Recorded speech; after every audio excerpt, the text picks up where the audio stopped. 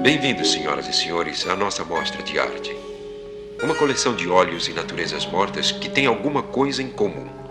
Vocês não verão essas obras em nenhuma galeria e nenhum museu de arte. Um encontro interessante entre ossos quebrados, entre cera e o que, com perdão da expressão, tudo que se enterra. Portanto, apresentamos à sua aprovação este e outros instantes de pesadelo. Bem-vindos, senhoras e senhores, à nossa mostra de arte. Uma coleção de óleos e naturezas mortas que tem alguma coisa em comum. Vocês não verão essas obras em nenhuma galeria e nenhum museu de arte. Um encontro interessante entre ossos quebrados, entre cera e o que, com perdão da expressão, tudo que se enterra. Portanto, apresentamos à sua aprovação este e outros instantes de pesadelo.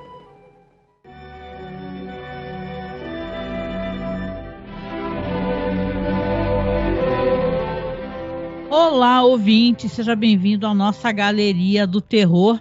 Eu sou a Angélica. E eu sou o Marcos. Hoje vamos aí para o 5º episódio, hein? No geral, né? Porque a gente contou o piloto também como episódio do nosso podcast, do nosso projeto, Galeria do Terror, Night Gallery no original. E aqui, né, vamos para mais um episódio, por exemplo, dirigido pelo Steven Spielberg, né, Marcos? Exatamente. Então, vamos falar hoje do Faça-me Rir e uma tradução livre, né? Matanças Limpas e Outros Troféus. Tipo Mortes Limpas, né? E Outros Troféus, né? No original, os títulos são Make Me Laugh e Clean Kills and the Other Trophies. Então, vamos lá, eu vou direto já começar e a gente vai falar de algumas referências aqui. Então, quero aproveitar para, enquanto a gente está comentando sobre o primeiro episódio, o Make Me Laugh, eu vou aproveitar e fazer algumas referências, então já vou puxar a conversa com vocês, tá bom? Exibimos esta noite um pasticho de quadros estranhos. O poeta Max Beerbohm disse que ninguém jamais morreu de rir. Motivo desta tela e pintura, a resposta. O palhaço é Jack Slater, sua profissão, comediante. Sua aspiração é pendurar coisas engraçadas nas paredes de sua vida para esconder as rachaduras e o papel de parede amarelado que fazem parte da decoração interior do fracasso. Pobre Jack Slater. Uma anedota contada em língua estranha num teatro vazio. O cômico incapaz de arrancar uma risada. O quadro se chama Me Faça Rir, o limbo sem vida da Galeria do Terror. Aqui nessa história, no Faça-me Rir, teremos um comediante fracassado, interpretado pelo Godfrey Cambridge. É um homem que ele está ali fazendo stand-up e as pessoas não estão rindo, estão, sei lá, coçando a cabeça, jantando, batendo papo, não dando a mínima para ele. O show dele é uma tremenda, né, um tremendo fiasco, o show dele, né? Quando ele sai, vai lá pro camarim, está desesperado, né, falando com o agente dele, que é um cara que visivelmente gosta muito dele, mas ele repara, assim, conversando com a gente, que tá difícil.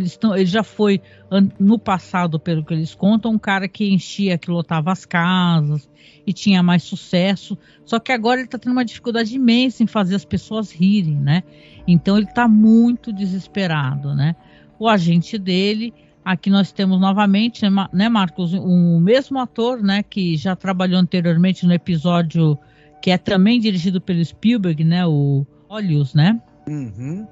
É o Tom Bosley, né? O Tom Bosley, que ele era o cara da série do Padre Dowling, o padre que resolvia mistérios criminais, né? Enfim, a gente já viu ele em outro episódio, lá o episódio Olhos, como você mesma citou, e ele é um ator muito simpático, né? Pelo menos eu acho. Ele tem um olhar muito afável, né? No outro episódio lá, o Olhos, ele realmente é o cara que faz a doação, né? Da visão para o personagem da Joan Crawford. Aqui ele faz o agente, que é um cara que visivelmente gosta muito do personagem aí do Godfrey Cambridge, né? Aí você vê que ele tá ali desesperado, chega o dono, né, da boate lá e fala assim, olha, realmente não tem condições, vou dar chance para você mais um dia só, mais uma apresentação. Ele tá desesperado, depois ele descobre que o agente dele até teve que ir embora para um outro compromisso, né? Até falar que é justamente uma pessoa que já é né, trabalha com bandas também, né? Ele fala isso, que ele também agencia bandas. E ele tá ali num bar desesperado, né? Tentando conversar com um barman que é muito mal-humorado, né? E chega perto dele um homem, né? Uma figura, né? É um cara com um turbante, né?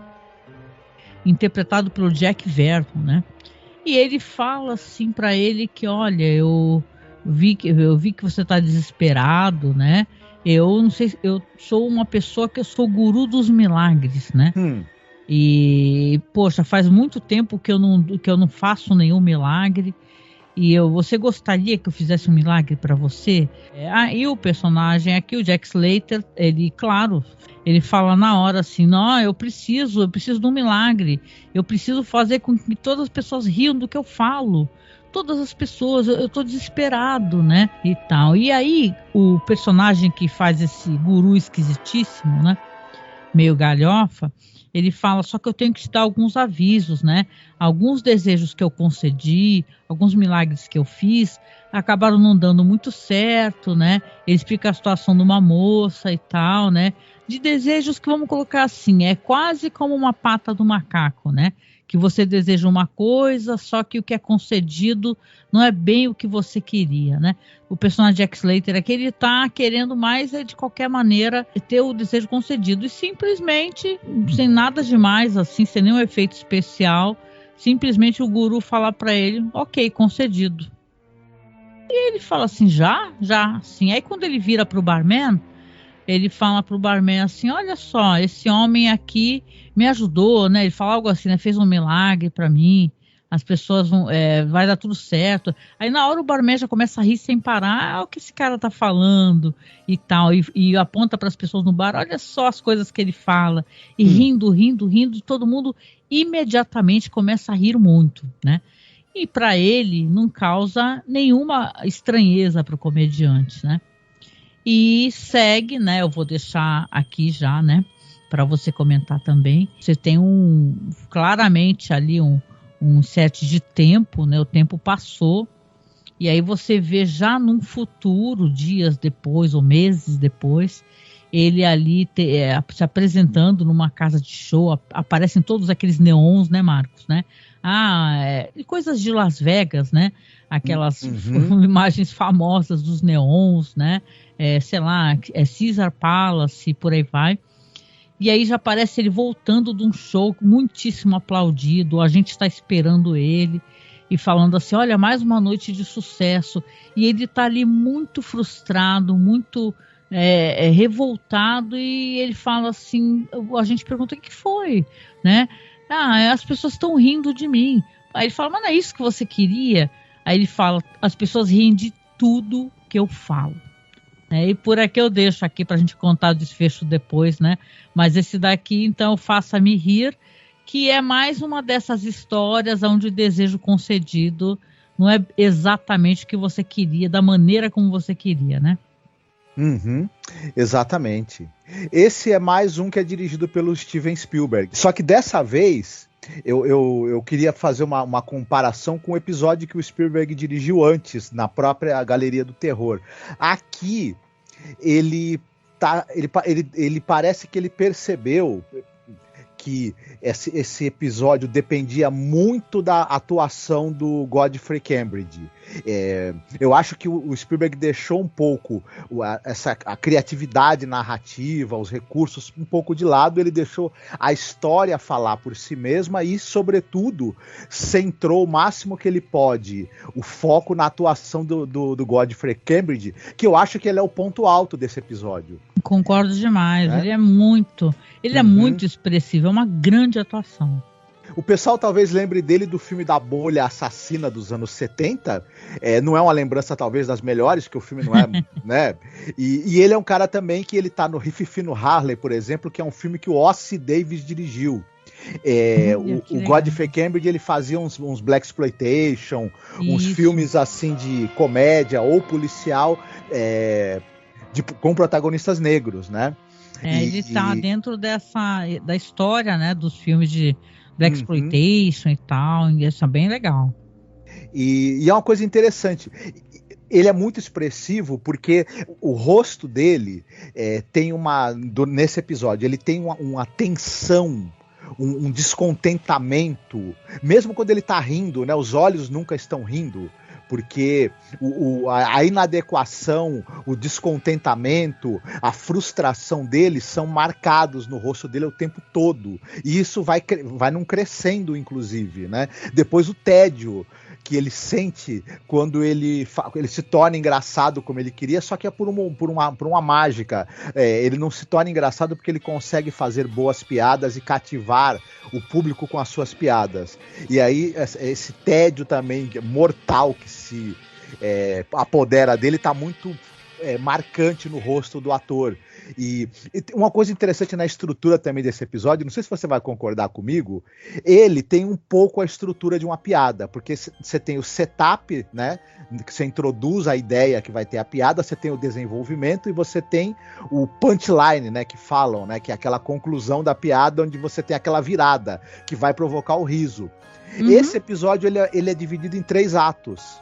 E esses 3 atos meio que funcionariam como as 3 partes de uma piada. Tem o setup, que é o humorista que não tem graça, tem o desenvolvimento ali em que ele vai receber esse dom, né? E vai ter o final, só que essa é o contrário, né? É uma estrutura de piada para contar uma história trágica, porque essa história é muito trágica, é muito triste, né? Termina bem triste o final, é bem triste, sim.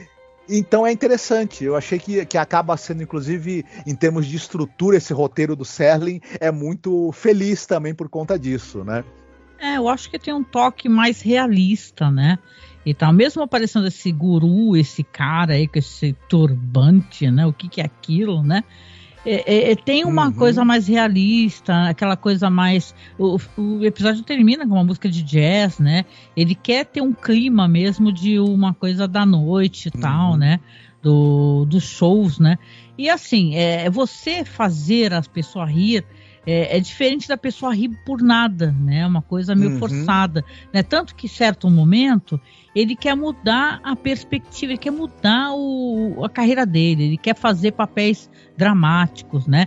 Aí ele vai fazer um teste para uma peça dramática, só que ele começa a falar e as pessoas começam a rir, né? Então isso é muito revoltante, né? Sim, para exatamente. ele, porque ele tá falando coisas sérias, né? As pessoas rindo. Olha o que esse cara tá falando. A moça que tá ao lado dele começa a rir. É uma coisa até contagiante, porque o riso é contagiante, né? Eu lembro que quando eu assisti esse episódio, eu ficava até que assim, dá uma certa vontade de rir, mas é um riso um tanto quanto histérico, né? É um gatilho que as pessoas têm. E não é isso que o comediante quer. A pessoa quer que a pessoa ria, obviamente, de maneira natural, né? E tal, que seja uma coisa... aliás, é uma coisa que liga muito, né? As pessoas têm um afeto muito grande nas performances, não só da comédia como no drama, etc. Porque tem esse contato, né? Aquele momento que você toca a pessoa vai rir muito. Então você vai ter aquele comediante favorito. Nossa, aquele diretor de filmes que você ama porque é super engraçado. Um ator. Então aqui o personagem, ele tá desesperado, porque ele tá fazendo muito sucesso, as casas estão lotando, só que ele sabe que não é natural aquilo, né? Então ele precisa da ajuda desse guru novamente. E é aí que ele vai encontrar o cara novamente. O episódio já vai meio pro final, né? Mas eu queria aproveitar aqui, esse momento aqui que eu queria aproveitar para falar com você, ouvinte, para comentar aqui com o Marcos, que vocês sabem, a gente falou sobre The Twilight Zone, né? E quando nós fizemos The Twilight Zone, a série clássica, a gente aproveitou para falar sobre a nova série do Jordan Peele, né? Porque, afinal de contas, isso é interessante, a gente começou a fazer a série clássica devido à série do Jordan Peele.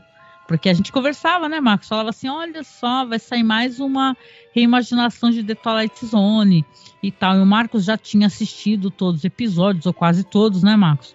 Da série clássica. Eu falei, vamos fazer um podcast. E ficamos anos e anos fazendo podcast, né? E aproveitamos, fizemos podcasts também sobre a série do Jordan Peele. Estão disponíveis aí no nosso feed, na nossa listagem. É só você procurar a nova série, The Twilight Zone, a nova série que você encontra. Mas aqui eu quero trazer a questão do comediante em si. Porque a estreia do primeiro episódio da série do Jordan Peele é justamente uma história de comediante, né, Marcos? Você tem uma história aqui que vai contar, ela faz uma referência, eu vou trazer essa referência a um episódio que o Rod Serling roteirizou, na época que nem era The Twilight Zone, ele fazia o famoso Playhouse 90, né? Muitíssimo premiado, ganhou vários Emmys, assim, era uma série ao vivo para televisão, clássica demais. E a série clássica era, quem faz o personagem do comediante é aquele ator, o Mickey Rooney, né? Uhum. Que é um ator que ele era um ator infantil e ele trabalhou até velhinho, assim, história do cinema, assim, contida nesse ator, que dizem que era muito, tinha atuações muito fortes, de performance muito fortes, e essa performance dele, desse episódio, O Comediante, né, eu vou chegar lá, é justamente um comediante que ele tem esse negócio de ficar exigindo do irmão dele roteiros melhores, pressionando as pessoas e tal, e tem relações super tóxicas e tal. E interessante dessas séries para televisão, que tem como assistir, gente, só não tem legenda, mas tem, no Archive tem tudo, né? Você vê que as pessoas faziam ao vivo, né? Ensaiavam. O John Frankenheimer, ele dirigiu muitos episódios, né? Dessas séries ao vivo para televisão. E essa daqui, O Comediante, ganhou vários prêmios, sabe? Tem o Mickey Rooney, o Edmund O'Brien, né? Kim Hunter, para quem gosta de Planeta dos Macacos, né? E ela tem um personagem do Planeta dos Macacos.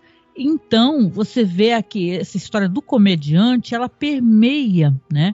Ela permeia e ela tá dentro do sangue do Rod Serling, por ele ser o roteirista que também ajudou a fazer a adaptação, tanto desse episódio aí de 57, depois, mais para frente, o Jordan Peele vai se inspirar no que o Rod Serling apresentou ali, fazendo esse episódio de 2019, que é The Comedian, né? Que aí já é uma história onde até aquele ator, eu gosto dele, é o Kumail Nanjiani, né? Ele faz um cara que ele também é dado a ele uma dádiva, que é entregue por um outro comediante, como se fosse uma maldição também, é interessante, né? Que fala assim, olha, você tem que colocar coisas da sua vida para dar certo, porque ele também é um comediante frustrado, e aí ele começa a fazer piada com o cachorro dele, o cachorro some, e por aí vai, até que ele começa a manipular esses sumiços de maneira um tanto quanto cruel e tal, vingativa. É bem interessante o episódio, eu gosto bastante dessa primeira temporada, dessa série do Jordan. E por sinal eu gosto da segunda também, apesar de muita gente não gostar.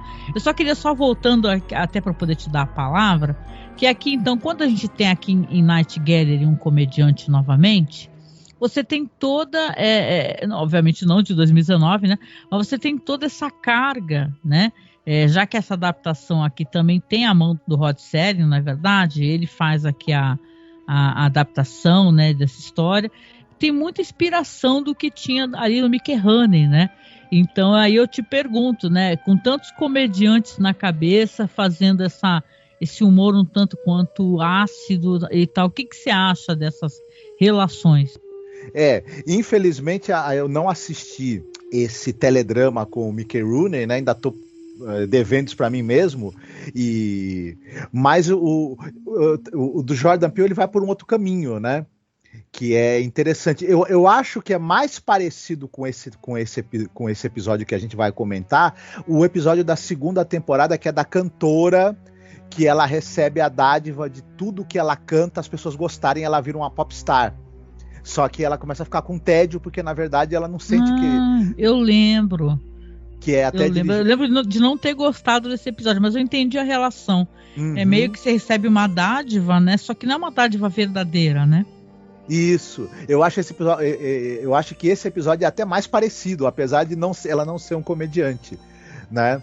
Mas isso tá no espírito de Além da Imaginação, né? Que a gente já comentou muito isso. Esse episódio, para mim, ele lembra muito o episódio de Além da Imaginação, esse do que a gente tá comentando, do Faça-me Rir, porque ele tem essa coisa de você receber uma dádiva mágica e se você não souber fazer bom uso dela, ou ela tem uma pegadinha na qual você vai se lascar, né? E esse episódio segue bem, né, essa fórmula, que é uma fórmula que o Serling usou muito, né, ao longo da carreira dele. E é interessante ver como essas ideias elas vão sendo recicladas, ressignificadas e vão ganhando novas roupagens à medida que o tempo vai passando, né? Eu diria que a do Jordan Peele ela é muito mais sinistra, né? Ele começa a se vingar e começar a falar, botar nas piadas as pessoas que ele quer fazer desaparecer, entendeu? Que ele quer, tipo, o namorado da ex-esposa dele, por aí vai. Isso, né? É um negócio muito mais, digamos assim, tem um pé muito mais no horror, digamos assim, né? Mas assim, se é para comentar, né? Já contando aqui o desfecho do episódio, que ele é meio isso, né? Ele vai reencontrar o guru e vai fazer o pedido. Você precisa. Ele também é um homem que não sabe fazer pedidos, né? Interessante esse personagem. Ele fala, eu quero que ninguém mais ria de mim. Aí você pensa assim, cara, né?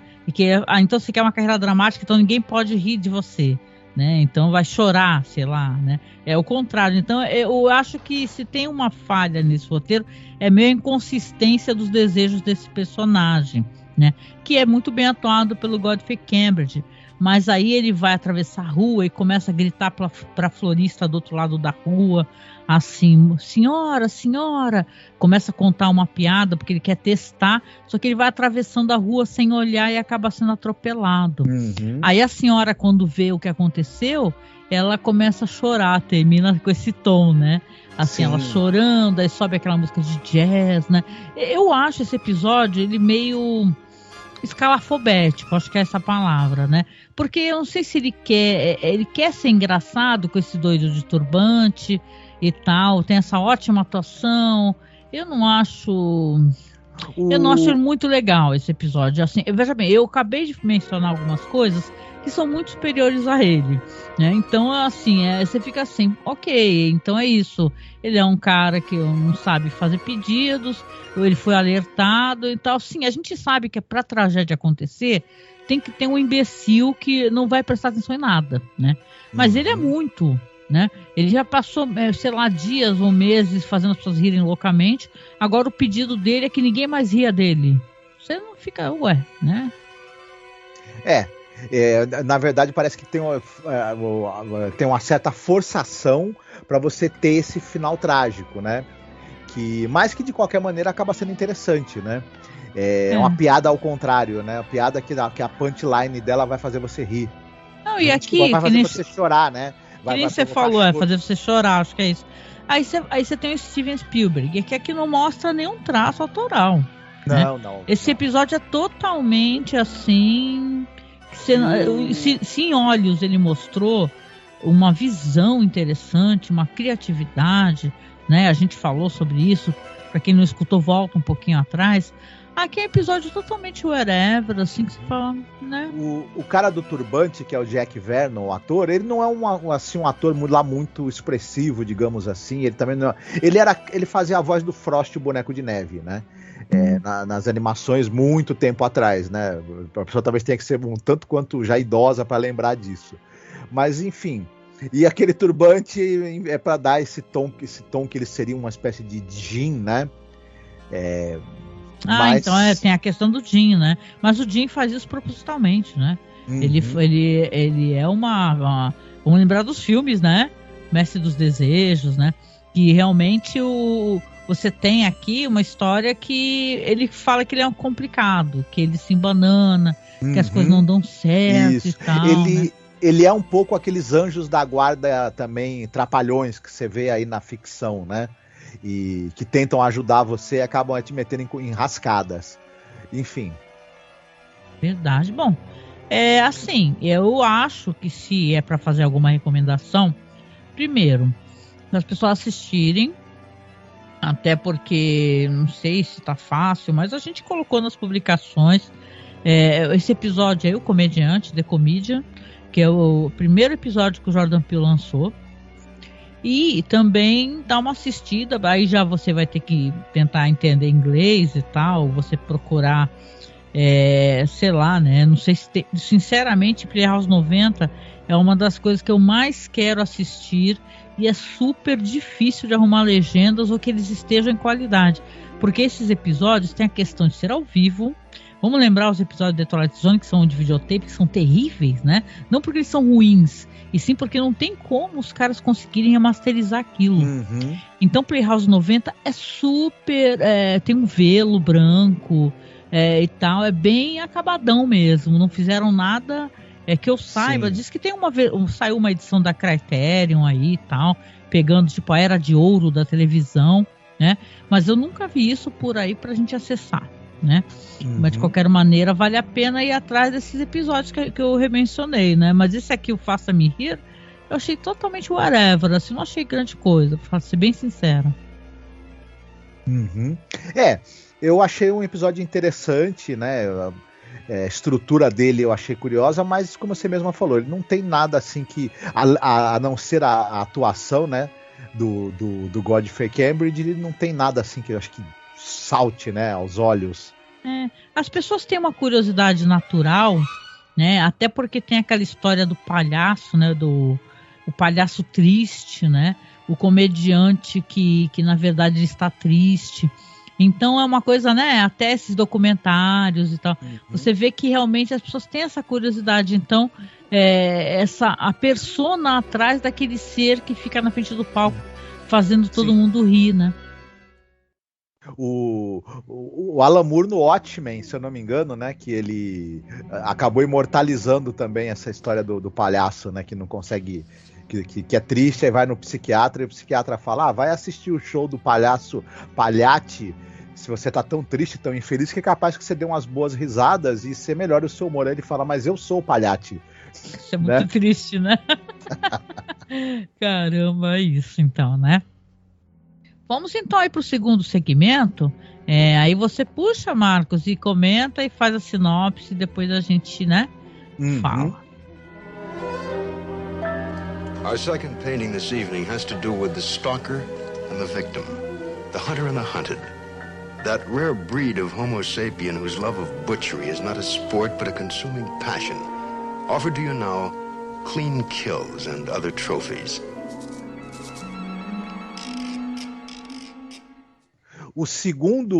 A segunda história desse episódio é a que você já disse, é o Mortes Limpas e Outros Troféus, Clean Kills and Other Trophies. E a sinopse do episódio é o seguinte, você tem um sujeito, um senhor, que ele é o coronel Ark Dittman. Ele é um sujeito muito rico, né? E o hobby dele é caçar animais selvagens na selva mesmo, né? Na África, enfim. E ele tem uma coleção das cabeças desses animais na ampla sala da casa dele, né? Expostas. Ele, inclusive, trouxe da África também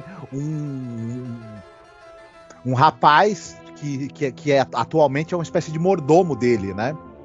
E, enfim, só que esse cara tem um filho e o filho dele, que é o Ark, Ark Dittman Jr., muito diferente dele. Ele é um jovem sensível, ele é um jovem interessado em causas progressistas, né? Vale lembrar que a gente intui que o coronel Dittman, ele é um baita de um reacionário, daquele cara, né? Enfim, você sabe aquele perfil, né? Milionário, quatrocentão, conservador, etc. Gosta, né? De armas, de matar coisas vivas. Gosta de armas, de matar bichos, enfim. O perfil não é muito legal. O filho é um cara a favor da paz, é um cara a favor dos direitos das minorias. Ele até tem um broche, né, com o símbolo da paz no peito o tempo todo durante o episódio. E o coronel Ark acha que o filho dele é um banana, basicamente, né? Enfim, o filho jamais pegou numa arma, jamais disparou uma arma, tem horror à ideia de matar algum ser vivo, e o coronel acha que quem não caça, não mata, não faz essa atividade é um frouxo, para falar o português claro. E ele tá para passar uma parte dos bens dele para o filho, as propriedades, o dinheiro, só que ele vive torturando psicologicamente o filho, né, menosprezando, xingando e diminuindo o filho dele, dizendo que ele é um fraco, que ele não é um homem, e ainda fala pro filho o seguinte: olha, eu vou passar esses valores, esse dinheiro, essas propriedades pro seu nome, desde que você vá caçar um animal junto comigo e consiga matar esse animal. Senão, você não vai herdar nem um tostão furado do que eu tenho. E temos aí o nosso episódio, né? Não é isso, né? Personagem horrível do pai, né? Esse coronel e tal, né? E, cara, é assim, a gente vai pesquisar, né, para episódio, você acaba descobrindo histórias tristes, né? E, cara, a história desse cara que faz o filho, né, o ator Barry Brown, é muito triste, cara, porque ele é de uma família super problemática, os pais, assim, e saca aquela família totalmente disfuncional, que o pai foi embora, a mãe é alcoolista, ele e a irmã, ele tem um irmão que é o escritor, e esse, né, já dando spoiler, é o único que tá vivo, né, porque ele e a irmã, os dois tinham problema com alcoolismo, drogas e tal, e ele, né, desde jovem, assim, já era um ator mirim, e depois mais velho, ele tá em filmes tão bonitos, assim, tem até esse filme com a Sybil Shepherd, né, que é aquela atriz lindíssima, né, que tá no A Gata e o Rato. Ele tá em filmes muito bonitos, e o irmão dele, o nome do irmão dele é James Brown, né, mas o pessoal chama de Dinho, né, para não confundir com o cantor, mas esse cara, ele acabou ter uma própria vida, sabe, jovem, e estava em filmes sensacionais. Tem filme dele com Jeff Bridges, que acho que é Bad Company, né, o nome do filme, e diz que é maravilhoso. É maravilhoso esse filme, eu não assisti, eu gosto de faroeste, né, hoje em dia, mas assim, ele é um cara que ele acabou morrendo assim relativamente jovem, sabe, e putz, né, é triste, mas o personagem dele aqui, falando da história em si, é claro que é uma história que ela tem intenção, e isso é uma intenção muito boa, eu acho, né, ainda mais quando aparece esse personagem aí, que é o advogado, né, que é um cara que simpatiza muito com o que o filho está passando ali, né? Ele foi ali para fazer a documentação, porque o filho, ele está prestes, o Art Júnior, está prestes a herdar a herança, né? Como você disse, e o pai, ele coloca uma questão, né? Para que ele herde a herança. E ele até fala, olha, você não é obrigado não precisa fazer o que seu pai está mandando não. Qualquer coisa a gente contesta, né? Eu te arrumo os melhores advogados e tal. Só que a gente sabe, né? A história precisa correr, então o Art Júnior vai acabar fazendo o que o pai quer. Mas essa história, como eu falei, ela tem uma entrelinha ali que ela tá criticando, né, o fato do cara ser um armamentista, alguém que mata por prazer os animais, né? Ele tem esse negócio que esse empregado dele, ele é um cara que ele é tipo o chefe de uma tribo que por algum motivo vive com ele, né? O pai dele lá, né? E fala que tá lá só porque queria cuidar da criança, do menino que é o Art Júnior. Então uma história assim que você vê que a branquitude ali, né, que escreveu essa história, escreveu com gosto, né, sem a menor, né, e vamos né, sendo muito sinceros aqui, né, o roteiro do Rod Serling, né, Homem Branco, né. Sim.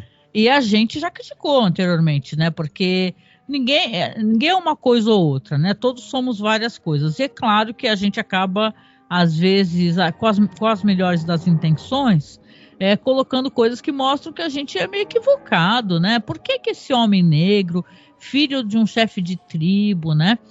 Estaria morando com um homem branco, servindo esse homem branco, se ele não seria um escravo desse homem branco, ou alguma coisa nesse sentido, para cuidar daquele filho, porque pela fragilidade. Por que ele adotaria o filho desse homem, desse coronel? A gente sente também, uma coisa, isso que você está falando, o ator que faz, que é o Herbert Jefferson Jr., né, o pessoal talvez que tenha a nossa idade lembre que ele era o Boomer, né, o Tenente Boomer do Battlestar Galactica. Né? Ele tá visivelmente, ele não tá nada à vontade nesse papel, mas nada à vontade, é impressionante. O papel dele tá mal escrito, e tem aquele que hoje em dia o pessoal problematiza isso, é muito justo problematizar, tá? Esse tropo aí da pessoa negra, né, que é mística, é mágica, é a conselheira, é não sei o que, bababá, sabe? Isso aí é muito criticado, então tem que ser criticado. E aqui ele, nessa história, ele é essa espécie de personagem.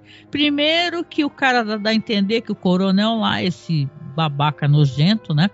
Ele foi caçar na região onde tinha essa tribo dele e trouxe o moleque, entendeu? E ele adorou ficar na casa porque, além de tudo, ele ia cuidar do filho do cara.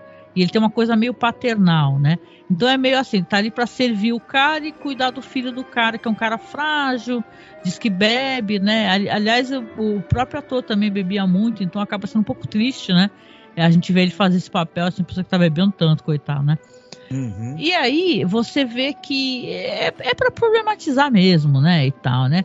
Tem aquele negócio assim que quando ele vai fazer a caça com o pai, né? Porque o título do episódio é isso, é morte limpa. Ele não consegue fazer uma morte limpa.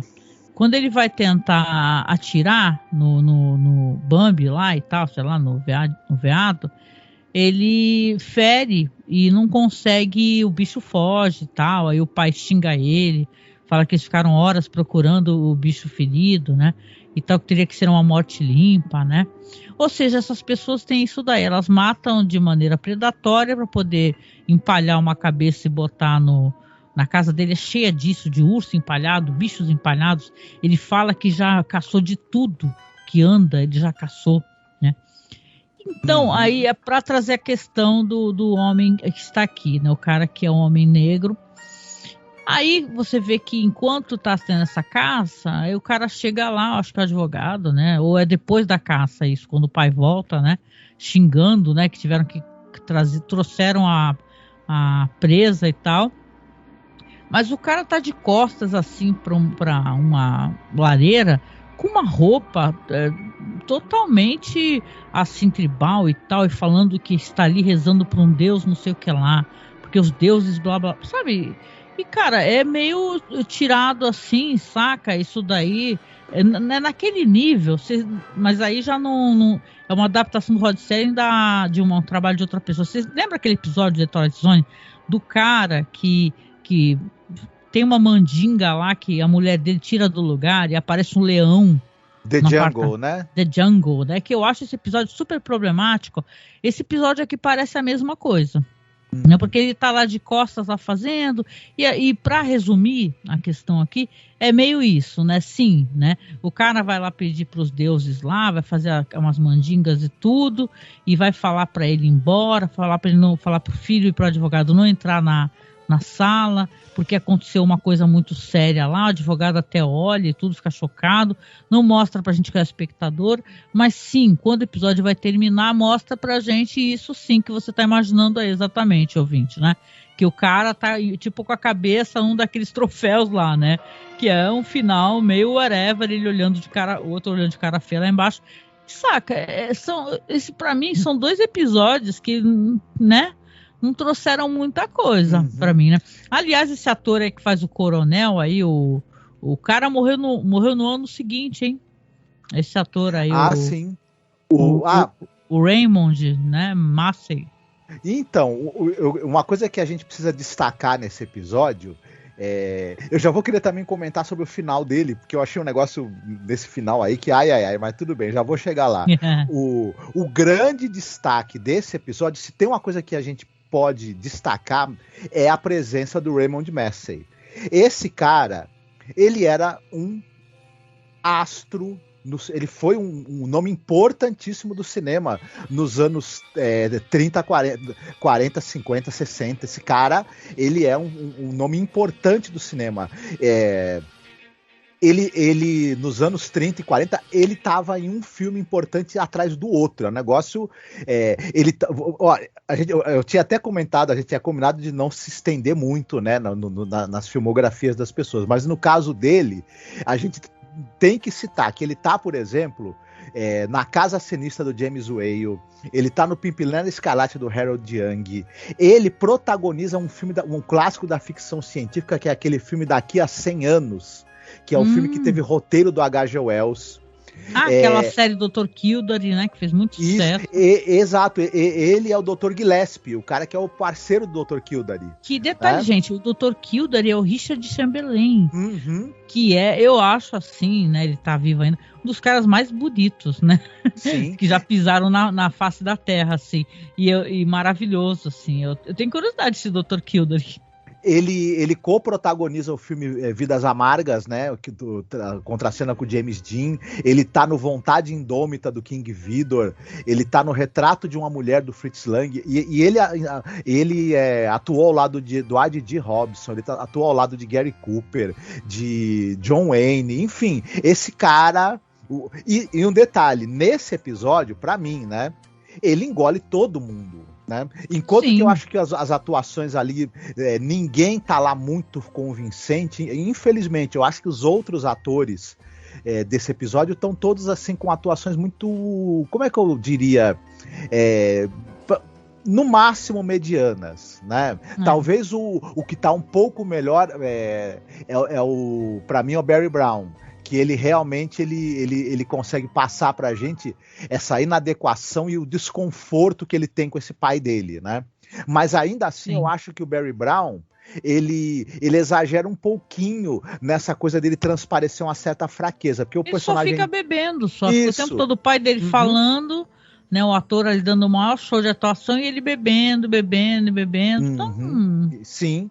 Agora, o Raymond Massey, ele arrasa nesse episódio. Ele transmite toda essa empáfia, essa insensibilidade, essa arrogância, todo esse apego, né, a esses valores militaristas, esse prazer aí pela sádico da caça, que ele tem um prazer sádico também em humilhar o próprio filho, né? Porque ele argumenta pra gente que ele quer que o filho seja macho, seja forte, mas no fim ele tem um prazer sádico de transformar o filho em mais uma caça pra ele. E o cara transmite isso tudo de uma maneira tão... Por isso que a gente odeia esse personagem logo de cara. Isso, porque ele tá porque muito até bem. Pra te fazer você sentir ódio, o cara tem que ser bom. Senão vira um vilão whatever, que não tá nem aí pra ele.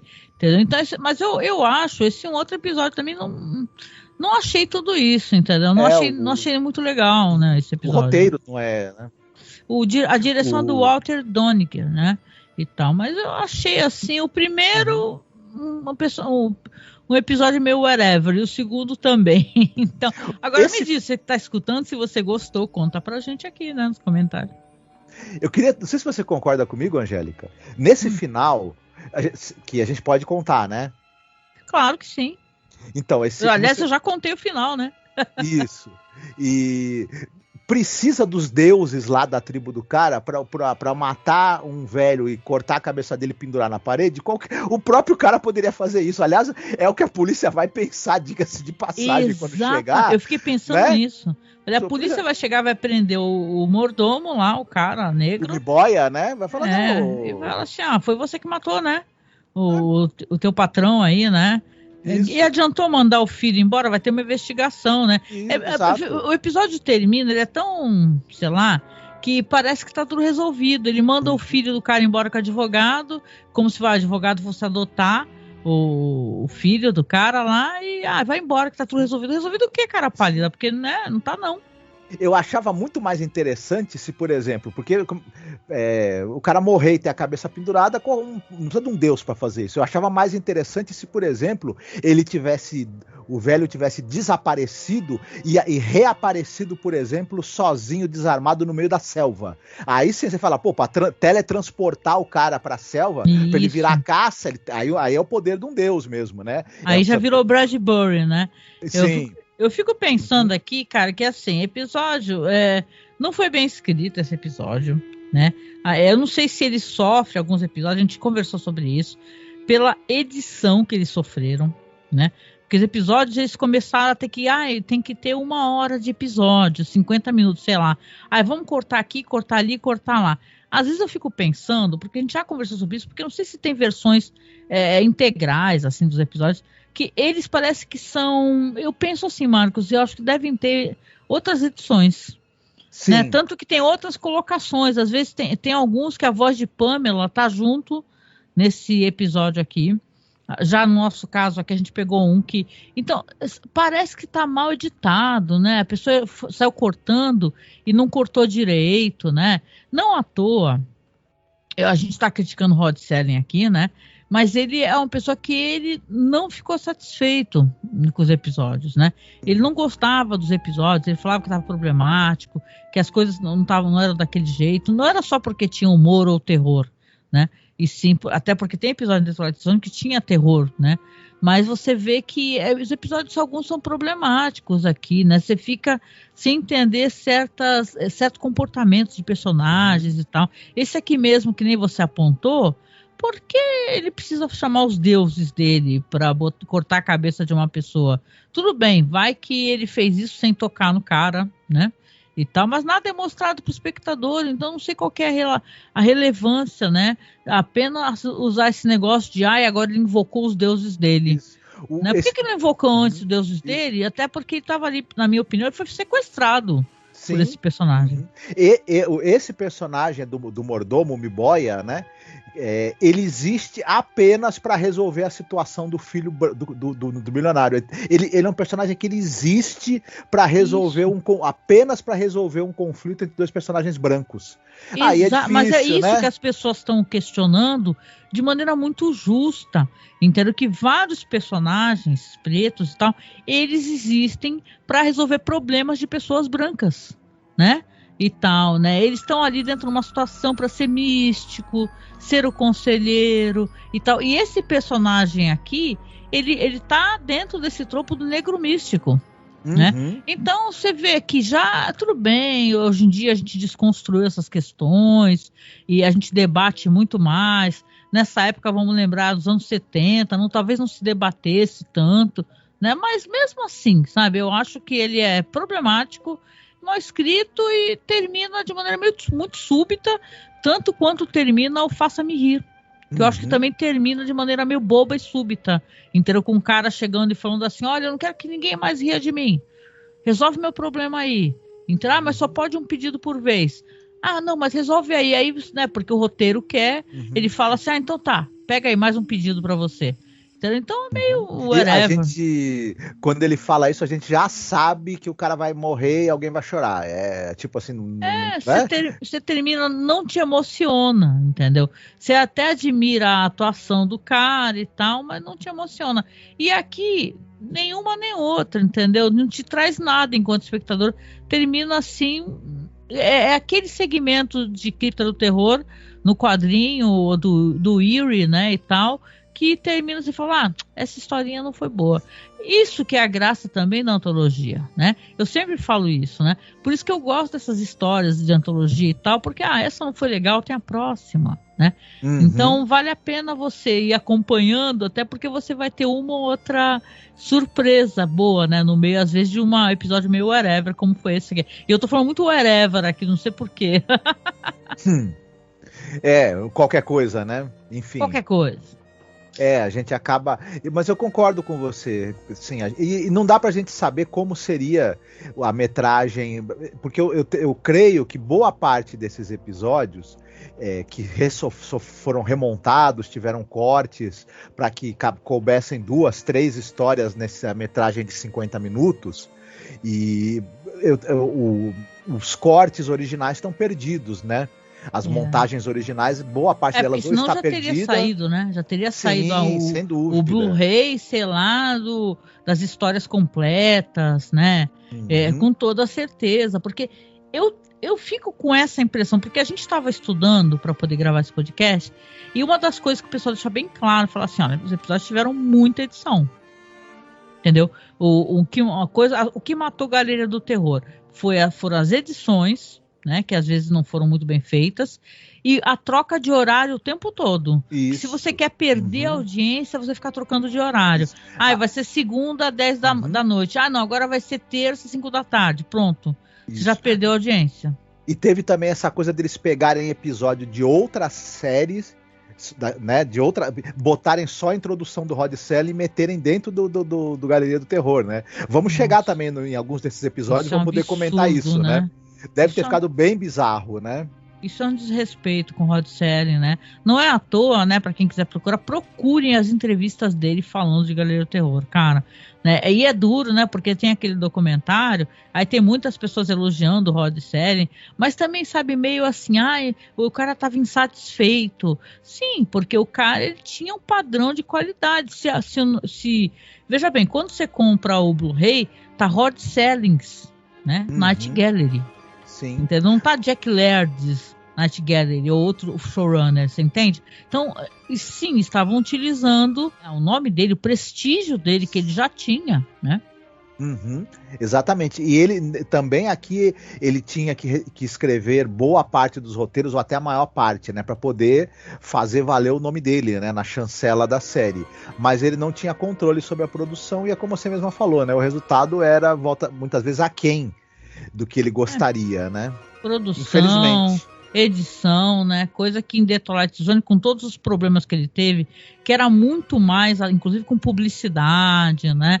Renovação de outra temporada, mas ele tinha muito mais controle, né? O que ele conseguia fazer. E entre os erros e os acertos, é uma série que, no geral, tinha grandes episódios, né? Sim, mas o Rod Serling fazia propaganda, por exemplo, de cigarro em Além da Imaginação, não é? Aqui em Galeria do Terror não tem, né? Ele teria que fazer propaganda, sei lá, de tinta, óleo, pincel, tela, talvez. Bom, enfim. Pois é, ele perdeu a oportunidade. Né? É isso, gente. Então aqui foi mais um podcast, tá? Sobre Galeria do Terror. Esse a gente não gostou muito, né? Mas veja bem, né? A gente recomendou coisas boas aqui, penso eu, né? Então acho que vale a pena você procurar. Vou deixar aqui dentro da descrição alguma das coisas que eu recomendei, os programas, as coisas que mencionamos, né? E, claro, né, a gente sempre dá os mesmos avisos. Por que a gente dá os mesmos avisos? Porque, como eu falei várias vezes, né, a gente faz o podcast, é um trampo que a gente tem aqui, que a gente não é patrocinado, a gente vive dos apoios que a gente recebe de quem gosta dos nossos podcasts, do nosso trabalho, né, quem nos acompanha há muitos anos. A gente é muito grato a quem nos apadrinha, nos apoia, envia Pix, sabe? Assina o padrinho, colabora aí. Vocês são demais, a gente agradece de coração, né, Marcos? Sempre. Exatamente. Mas, claro, se você que ainda não apoia, você gostou do podcast, porque sim, vamos fazer todas as temporadas, tá? Uma por ano, como a gente fez com The Twilight Zone, não deixe de nos apoiar. Nas plataformas, como eu falei, colabore aí, apoia-se, né? É só você assinar, você pode assinar com que eu saiba com qualquer valor, ou então você pode mandar um Pix também. O Pix a gente pede porque é como a gente também usa para resolver problemas técnicos. Agora, para dividir com vocês uma das minhas frustrações mais recentes, que quebrou meu braço articulado, né, Marcos, do meu microfone. Então lá vamos nós ter que comprar outro braço articulado, precisa comprar para o Marcos também para melhorar o áudio do Marcos, né? Já temos microfone, mas temos que comprar outro para ele também. Então essas coisas são problemas técnicos que a gente vai tendo que comprar material. Recentemente, quem acompanhou a nossa campanha, a gente comprou peças para poder melhorar o computador, para o trabalho ficar mais rápido, ajudou bastante. Então, se você puder nos apoiar, nos apoie nas plataformas, ou por favor, mande um Pix, né? Pix é super fácil, apoiomasmorra@gmail.com. Você manda quando você quiser, quando você puder, vai para a conta na Caixa Econômica Federal e de lá a gente costuma resgatar para poder pagar o site, para poder comprar peça. É de lá que a gente costuma fazer, como nas plataformas de apoio também, né, Marcos? Exatamente, a gente agradece o apoio de vocês, quem puder contribuir, que acaba, né, ajudando a gente a renovar o equipamento e continuar, né, tocando o barco. E é isso, né? Mais avisos também rapidinho. Eu já comecei a gravar, mas não estreou ainda, o programa sobre Six Feet Under. Tá sendo um pouquinho mais difícil do que eu imaginaria, porque eu estou com muito material para editar, vídeo e tal. O YouTube é bem chato com direitos autorais, então deve sair só pro YouTube mesmo. Tô pensando em fazer, porque eu tenho o hábito de fazer isso, sabe, gente? Eu faço versão em podcast, mas eu ando com muita edição para fazer. E tem os nossos projetos do site, que a gente também vai começar a marcar com as pessoas e fazer. Então acompanhe, não deixe de seguir lá no YouTube, procura Masmorra Cine, para que a gente consiga, né, mostrar para vocês o restante do nosso conteúdo também, que é muito bom, né? E com isso a gente vai terminando aqui, deixando um abraço para vocês. Compartilhe esse programa, escute o podcast e, se quiser, assine o feed. Também tem o feed do nosso site, que é só você procurar Masmorra Cine. Ou você pode procurar a Galeria do Terror e também escutar direto os programas que eu deixei separadinho lá para o Spotify. Tá certo? Um feed só dele. Né, Marcos? Um beijão para vocês e até o próximo podcast. Fiquem todos muito bem e estamos de volta em breve. Beijinho. Tchau, tchau. Tchau.